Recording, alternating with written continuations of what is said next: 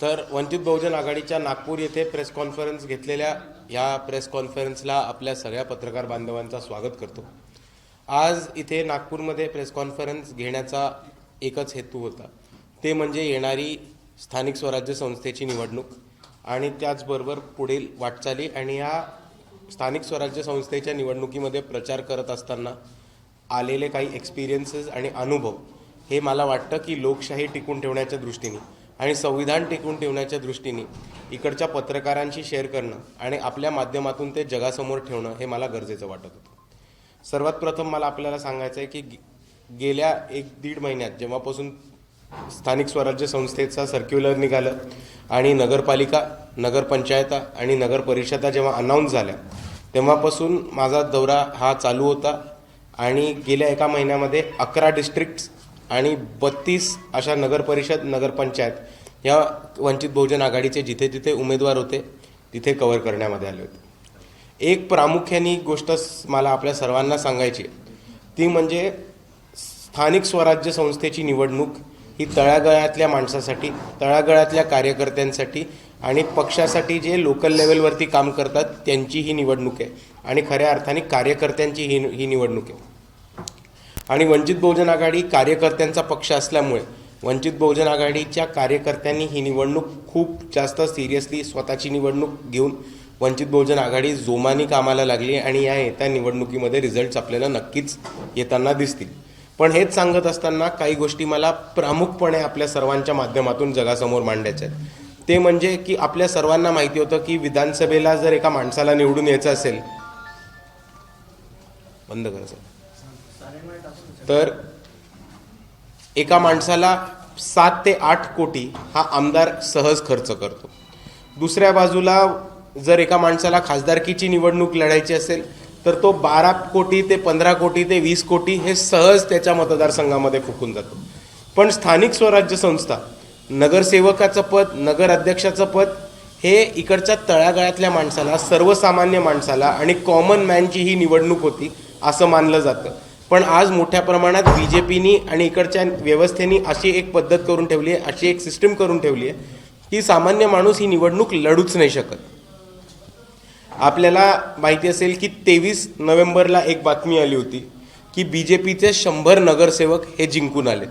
आता हा पहिला प्रश्न मला आपल्या सर्वांच्या माध्यमातून विचारायचा आहे की निवडणूक होतीये 2 तारखेला, 2 डिसेंबरला, मतमोजणी होतीये 3 डिसेंबरला, पण मग 23 नोव्हेंबर रोजी बीजेपीचे 100 नगरसेवक निवडून कसे येतात? ते ह्याच्यासाठी निवडून आले कारण एका ठिकाणी त्यांना बिनविरोध उभं करण्यात आलं होतं। समोर जे उमेदवार होते त्यांचं जबरदस्ती फॉर्म फाडण्यात आला होता, फॉर्म नष्ट करण्यात आला होता किंवा त्यांना दबाव तंत्र वापरून बसवण्यात आलं होतं किंवा त्या उमेदवारांना सरळ सरळ पैसे देऊन विकत घेतले आलं होतं। दुसऱ्या बाजूला व्यवस्थेचा आणि प्रशासनाचा चुकीचा वापर करून इकडच्या भाजपनी बऱ्याच लोकांचे फॉर्म हे रद्द सुद्धा करवलेत आणि त्याच्यामुळे निवडणुकीच्या तब्बल 2 आठवडे आधी भाजपचे 100 नगरसेवक निवडून येतात ही आपल्याला एक परिस्थिती दिसते। दुसऱ्या बाजूला पैशांचा वाटप आणि भाजपनी जो एक पैशाचा वाटपाची यंत्रणा लावली आहे आणि त्यांनी ती स्वतःच्या मित्रपक्षांना सुद्धा अडकवायला वापरली आहे। या पैशाच्या यंत्रणेमुळे ही निवडणूक सामान्य माणसाला किंवा कॉमन मॅनला इनॲक्सेसिबल झाली आहे अशी एक परिस्थिती दिसते।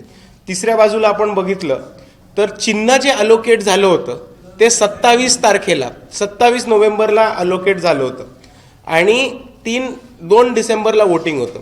आता 27 नोव्हेंबरला जर चिन्ह झालं तर 28, 29, 30, 1 फक्त 4 दिवस हे इकडच्या छोट्या पक्षाच्या लोकांना, अनरेकग्नाइज पक्षाच्या लोकांना आणि अपक्ष उभे राहिलेल्या तमाम नागरिकांना फक्त 4 दिवस हे प्रचारासाठी मिळतात आणि घरोघरी चिन्ह पोचवायला मिळतं। आणि ह्याच्यावरनं एक गोष्ट प्रामुख्याने समोर येते ती म्हणजे की बीजेपीनी अशी एक व्यवस्था बनवून ठेवली आहे की ज्यांच्याकडे पैसे असतील, ज्यांच्याकडे ओतायला लोकांमध्ये पैसे असतील आणि जे बीजेपीच्याच यंत्रणेबरोबर काम करतात तीच लोक निवडणूक जिंकतील आणि तीच लोक निवडणुकीमध्ये जिंकून येतील अशी एक परिस्थिती बीजेपीने उभी करून ठेवली। आपण लोकसभेमध्ये आणि विधानसभेमध्ये संविधान बचाव आणि लोकशाही बचाव हा एक महत्त्वाचा नारा ऐकला होता, पण मला आपल्या माध्यमातून सांगायचं आहे की स्थानिक स्वराज्य संस्थेमध्ये पण लोकशाहीची छेडछाड केली जात आहे आणि आपल्या देशाच्या संविधानामध्ये एक महत्त्वाचं प्रिन्सिपल आहे ज्याचं नाव आहे फेडरलिझम. फेडरलिझम आपल्याला हेच सांगतं की सगळे ताकद आणि सगळी पॉवर ही केंद्राकडे नाही आहे. फेडरलिझममुळे आज स्थानिक स्वराज्य संस्था या नियमात आल्यात, त्यांची निर्माण करण्यात आली आहे आणि स्थानिक स्वराज्य संस्थेमध्ये लोकलचे इश्यूज, स्थानिक पातळीवरचे इश्यूज, ते नळ असो, पाणी असो, नाली असो, रस्ता असो, आरोग्य असो, शिक्षण असो, बांधकाम असो, या सगळ्या विषयांवरती स्थानिक पातळीवरती स्थानिक नागरिक हे कशा ॲक्शन घेतील आणि हे स्थानिक नागरिकच आपल्या भागाचा विकास कसं करू शकतील याच्यासाठी या स्थानिक निवडणुका होत्या. पण भाजपने आज अशी एक परिस्थिती करून ठेवली आहे की स्थानिक लोकांना आणि कॉमन मॅनला कोणतीही इलेक्शन ही ॲक्सेसेबल नाही राहिली आणि इलेक्शन फॉर द पॉवरफुल आणि पैसा असलेले, ताकद असलेले आणि पॉवर असलेलीच लोक सत्तेमध्ये जातील आणि इकडचे सत्तेच्या बाहेर असलेली लोक कायमस्वरूपी सत्तेच्या बाहेरच राहतील. ह्याच्यासाठी एक व्यवस्था इथे भाजपने उभी केलेली आपल्याला दिसते. आणि तिसरा प्रामुख्याने मला मुद्दा मांडायचा होता तो म्हणजे महाराष्ट्रामध्ये जरीही आज नगर परिषद नगरपंचायतीच्या निवडणूक असतील तरी ग्रामीण भागामध्ये दौरा करताना एक गोष्ट जी समोर आली होती ती म्हणजे बऱ्याच ठिकाणी ह्या वर्षीच्या अवकाळी पावसामुळे आणि अतिवृष्टीमुळे लोकांचं जे नुकसान झालं होतं, शेतकऱ्यांचं जे नुकसान झालं होतं, त्याची नुकसान भरपाई या राज्यामध्ये कुठेही देण्यात आली नाही आहे आणि त्याच्यामुळे शेतकऱ्यांचा खूप मोठा आक्रोश आणि राग हा आपल्याला सरकारच्या विरुद्ध दिसतो. आणि मीडियाच्या माध्यमातून मला शेवटचा एक महत्त्वाचा प्रश्न प्रशासनाला विचारायचा आहे की आज तुमच्या डोळ्यासमोर, तुमच्या डोळ्यादेखत लोकशाहीची खिल्ली उडवली जाते आणि लोकशाहीला संपून भाजप स्वतःची मक्तेदारी उभी करायचा प्रयत्न करत आहे. तटस्थ ब्युरोक्रेसी म्हणून आपण ॲक्शन घेणार आहात का? आणि आपण सरकारमध्ये म्हणजे प्रशासनामध्ये असताना, शासनामध्ये असताना स्वतःच्याच सरकारच्या विरुद्ध मॅल प्रॅक्टिसेसचे आपण ॲक्शन घेऊ शकणार आहात का? हा मला इकडच्या तमाम अधिकाऱ्यांना आणि ब्युरोक्रॅट्सना हा प्रश्न विचारायचा आहे. आपले काही प्रश्न असतील तर आपण विचारू शकता.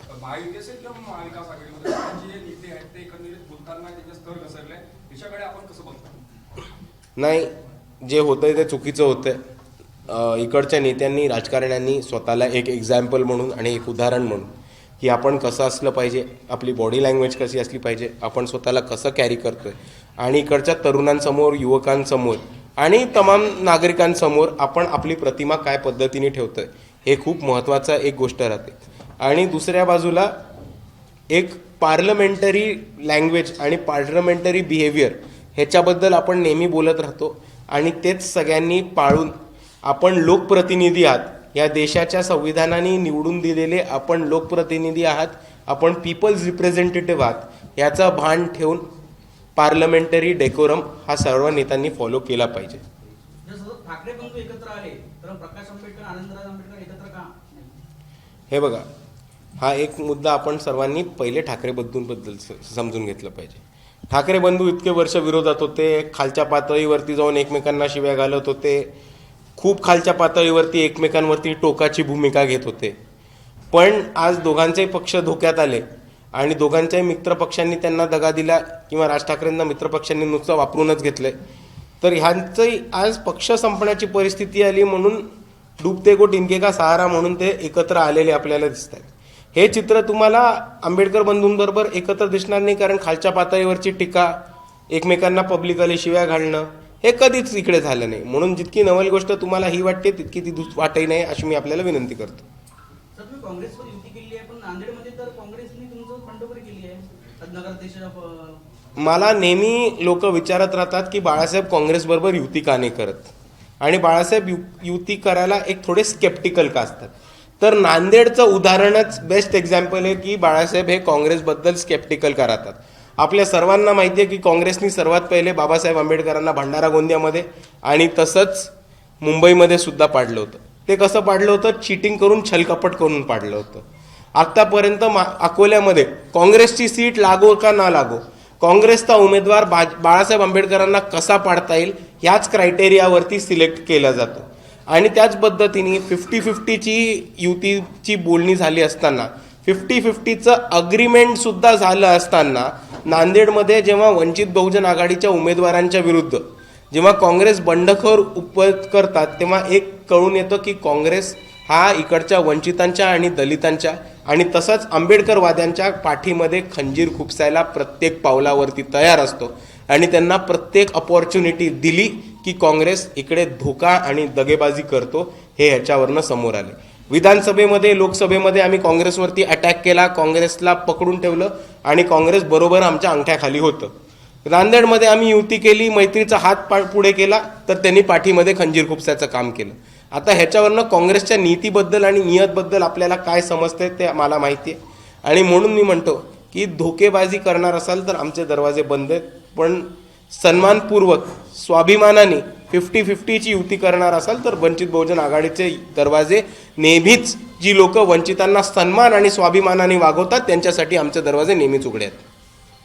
आज संजय राऊतांनी म्हटलेलं आहे की लवकरच शिंदेचे 35 आमदार भाजप होणार आहे आणि ते भाजपमध्ये येणार आहे. कशा अर्थाने पाहता तुम्ही हा सगळा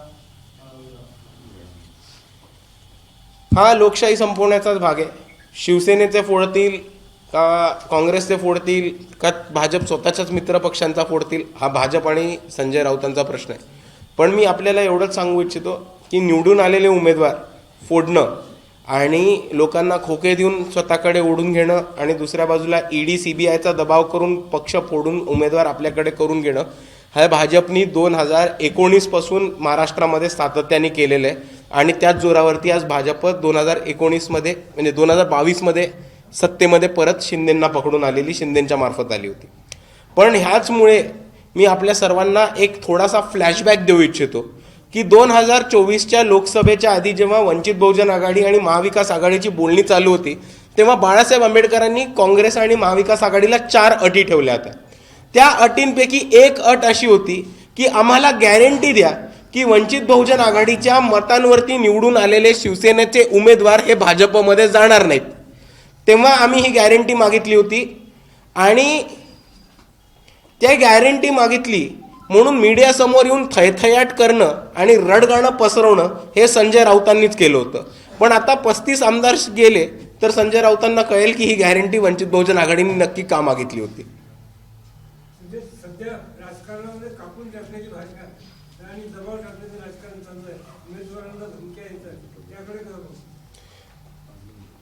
उमेदवारांना धमक्या देणं आणि दबाव यंत्रणा वापरणं, दबाव तंत्र वापरणं हे निवडणुकीच्या मध्ये आणि राजकारणामध्ये एक दबावशाहीचं यंत्रण आहे आणि जिथे दबावशाही समोर प्रामुख्याने येते तिथे लोकशाही संपत जाते, हे एक प्रामुख्याने दिसतं. आणि आपल्याला जो उमेदवार आलाय तो बॅलेटच्या जोरावरती आलेला हवाय, बुलेटच्या जोरावरती नाही.